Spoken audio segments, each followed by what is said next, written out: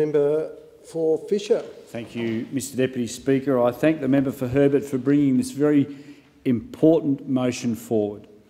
Deputy Speaker, estimating the number of veterans on the Sunshine Coast is difficult. The Morrison government's decision to include a question regarding veteran status on this year's census will be a critical step forward in this regard. However, in the meantime, the Queensland RSL has estimated that there are as many as 15,000 veterans living on the Sunshine Coast. Since my election in 2016, I've been committed to listening to them and ensuring that their voice gets heard in this government. I've held 3 separate veterans forums in Fisher, inviting local veterans and ex-service organisations to have their say on a wide variety of issues. I've hosted the Minister for Defence, the Minister for Veterans Affairs and the Assistant Minister for Defence in Fisher to speak to veterans, as well as bringing Senator Molan to my community.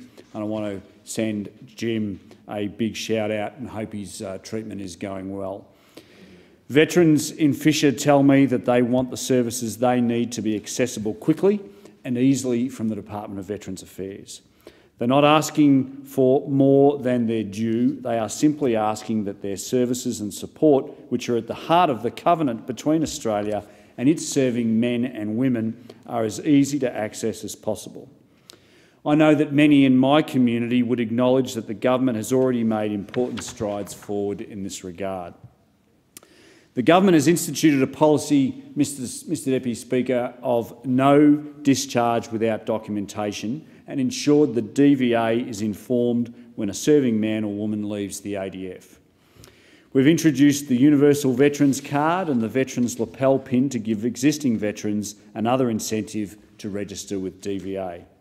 Importantly, the government has invested more than $500 million in improving DVA, and in the recent budget we've gone further with another $55 million to make it quicker and easier for veterans and their families to access the support that they need. And it's important to recognise that that's on top of the $11.5 billion with a B, that this government spends on veterans every year.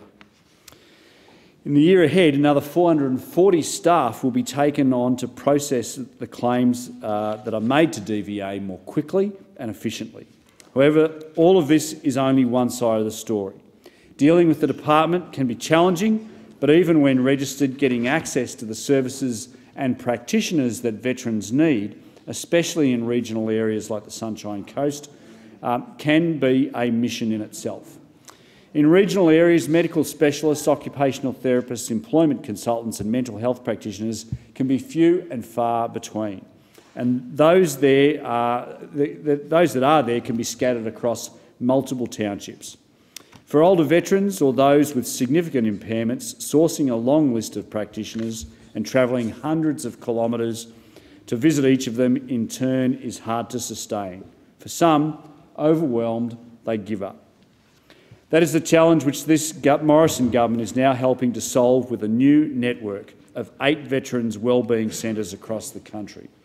The government is investing some $40.7 million to get these centres going. There are already 3 open now, with 2 more operating from interim locations. The centres bring together transition and employment, support, advocacy services, physical and mental health practitioners and client engagement all in the one place. They are a one-stop shop to put an end to the long trails that veterans in these regions must follow to get access to all of the services they need. In this year, the federal budget, the Morrison government has acknowledged the importance of South East Queensland, including, I hope, the Sunshine Coast, which is a major concentration of ADF veterans. Our populous but decentralised region needs a Veterans Wellbeing Centre, and thanks to this year's federal budget, South East Queensland will be getting one. Only one question remains to be resolved, Deputy Speaker, and that is, where will it be located? For my money, one region stands out, and it won't surprise you to know that that is the Sunshine Coast. I'll be encouraging the Minister to make our region its permanent home. I would urge all veterans in my community to write to me, to write to their federal member for Fairfax or Wide Bay to express their support for putting a facility on the coast so that I can pass their views onto the Minister and make their views known.